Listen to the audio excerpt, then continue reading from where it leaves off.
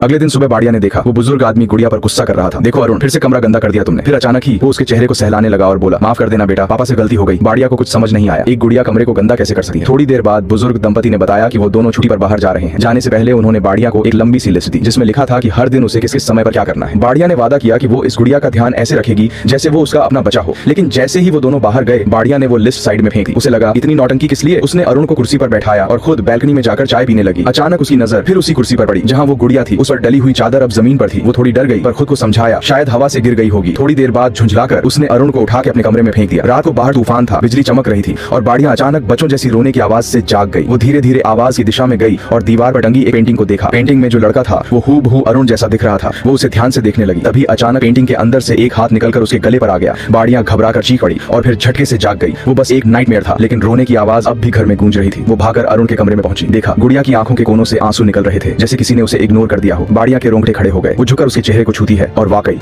उसकी उंगलियों को नमी महसूस होती है। अचानक छत से पानी की एक बूंद गिरी। वो मुस्कुराई, ओह बस लीकेज है, और राहत की सांस ली। फिर उसने गुड़िया को वापस बिस्तर पर रख दिया। सोचा चलो अब सब ठीक है।